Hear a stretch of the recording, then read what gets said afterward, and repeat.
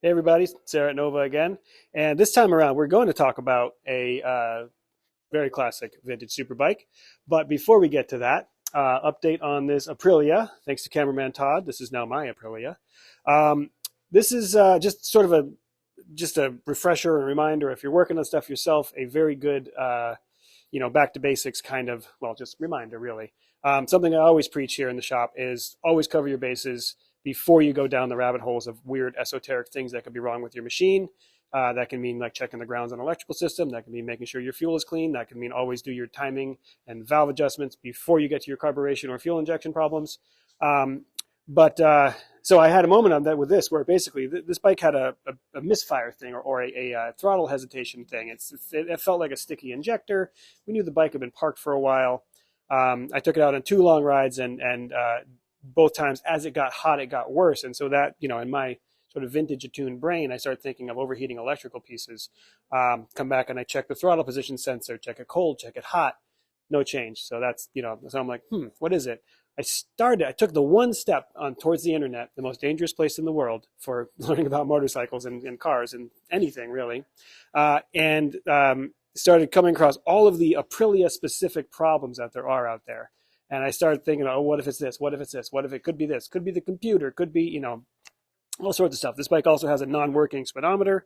Then I started getting spooked about the computer, things like that. That's just a speed sensor. Got a replacement one there from AF1 Racing. Thank you guys. Long story short, I said, well, before I go down all those other rabbit holes of what it could possibly be, let me make sure my fuel system's okay. Pulled out the fuel pump from the gas tank, drained all the fuel. The fuel was full of water, for one. I put it into a little container to test it. It looked clear for a minute. I put it down. 20 minutes later, I came back. It's all cloudy. And by the time I was done that night, there was a nice bit of water separated out at the bottom of it. Sure, the milkiness is a surefire sign of water in the fuel. But really, the thing was that my return line for my fuel injection system completely blocked up, like not even passing any fuel whatsoever. So cleaned that out. The bottom of the tank was just full of just gross, gooky stuff, pasty, schmutz, white stuff, mix of water, mix of sediment, and got all that out, cleaned the sock out, replaced the fuel filter, which compared with the new one was blocked up. So the point being, it's good to get down to those rabbit holes when you have to, but never go down those rabbit holes until you've covered the very basics of everything. And that means, is your fuel good? Does the engine have compression? Do you have spark? Very basic things. So even us super professionals, we have to check ourselves sometimes and just, cover the basics before you get going. So before I get thrown too under the bus, I took this in as a trade. Right. This is not Todd's fault. Todd took this in as a trade and barely wrote it. And I was one that said, on one ride. Yeah. I was one that said, oh, it sounds like injectors. And I wrote it too. And I was like, yeah, it feels like you got a sticky injector, misfueling kind of thing. So you have to work your way through the things, but never jump down the, always back to basics, cover your basics and recover your basics. So anyway, take a look at this, call it the super bike. And then we'll come back here and we'll talk about another bike.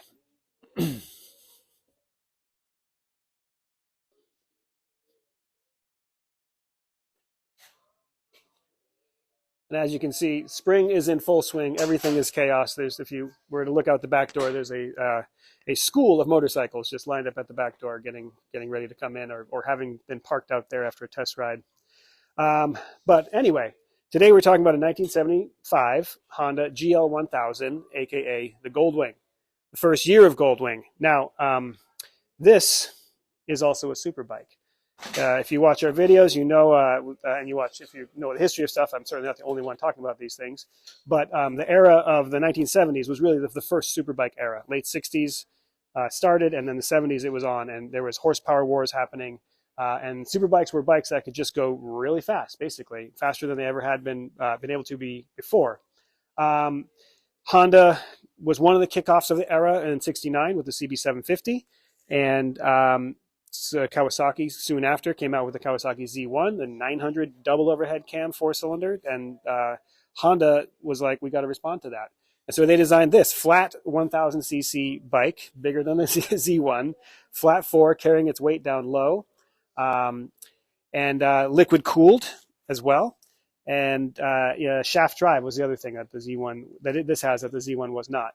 And the goal of it was to be basically a Z1 beater. It was supposed to be faster, faster at the drag strip, faster in a straight line kind of thing, and to kind of hit the American market where we were at the time, which was bikes that just had stupid horsepower and we'll figure out the handling and the brakes later kind of thing. It didn't do as well as the Z1 did. It didn't have the raw appeal. It's quick. It's fast-ish. I think the Z1 is probably still faster, but comment section. I don't actually know those numbers. Some of you guys out there really do know what these things were doing. The Z1s and the GLs and the other bikes in the 70s at the drag strips and in the magazine articles that were testing them. So if you know that stuff, chime in with which one was faster. But this was my point is that this held its own. It was a quick bike for its time, and it was a interesting, the bike to ride. Handling its weight down, carrying its weight down low, as the flat four allows you to do, made it handle reasonably well for a bike of its size and weight. But it didn't have the sex appeal of it. Sort of like the Suzuki GT750 three-cylinder liquid-cooled triple. On paper, was a better bike in some ways than the Kawasaki H2 air-cooled three-cylinder triple two-stroke, but the H2 just had raw power and just guttural appeal. The GT was heavier and just it was more refined and actually easier to ride and in many ways better to ride, but it didn't have the power appeal, and so it didn't get the cachet that the H2 did. This is sort of the same kind of thing. It's actually a more refined bike than a Z1. It's nicer in so many ways to ride, but doesn't have that raw power appeal that we kind of wanted back in the day, and we kind of still do. So as you know, the Honda Goldwing nowadays is a very big touring bike. We're up to 1,800 cc's. Geez, I think it might be bigger. I don't really keep up with the super modern ones, but might be even bigger. Yeah, but they're 6-cylinder bikes now, and they're just fully plastic fitted with fairings front and rear, bags, everything. They're made to sit on and do 800 miles a day. They got a backup gear. They got all sorts of stuff. They weigh about 800 pounds, if not more, fully kitted out. But that happened as part of an evolution, actually. If any of you got people watching are AMA members, you know that the AMA magazine a few months ago, maybe even 6 months ago, recently, we'll go with recently, did a piece on Craig Vetter, who was a plastics fairing designer, and his fairings are the things that made the Goldwing what it became. It's sort of the superbike people kind of warmed to this, but didn't really like go all in on it. But the touring bike people started picking these up and said, "Hey, you can drive all day on one of these things." It's smooth. The shaft drive makes it extra smooth, low maintenance. The flat four is extremely well balanced, low vibration, plenty of power. This cushy seat. This is an aftermarket seat, but period aftermarket. Nice all day tourer.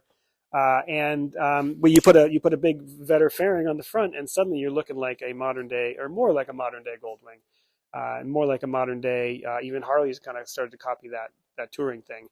With Eddie Vetter, showing my age, not Eddie Vetter's help, Craig Vetter's help, the bike morphed into the long distance tourer that it's become, and from here it went from the 1000cc four-cylinder to the 1100cc four-cylinder to the 1200cc four-cylinder, which I think the GL1000s is where you really get the full factory plastic kit on it. The 1100s, and I think it's the 1100s where it started. You can still get a naked 1100, but you could also buy them with a factory fairing on it, I believe. Correct me if I'm wrong.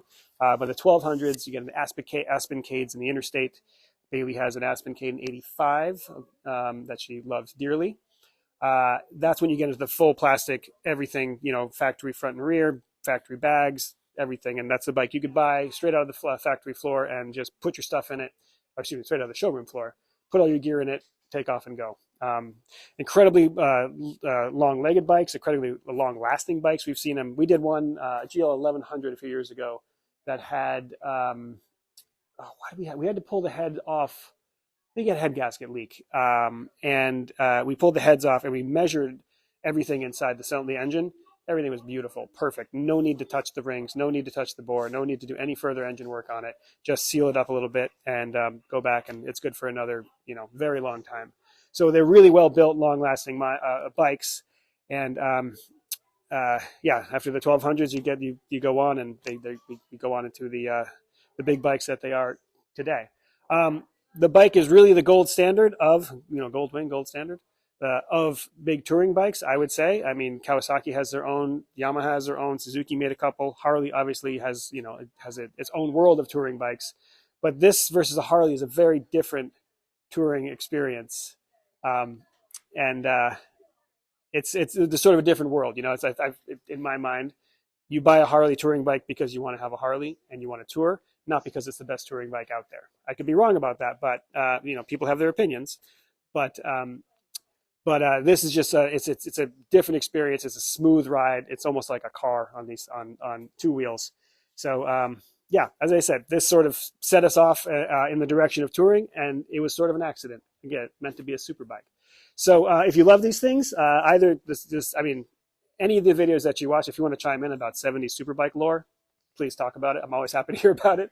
But if you were into the world of superbikes and when these came along, we'd love to know about that. But if you're on the other side of just you picked up on the touring part of it and you have ridden these things, even if it's not a Goldwing, tell us what you're riding. Tell us where you've been, how many miles you gone on it. We love those stories. These things go everywhere. And I ride with Bailey. She's on her Goldwing. I'm on like my Velocet 500. I cannot keep up with her, and even in the twisties. So they're very versatile bikes and super fun.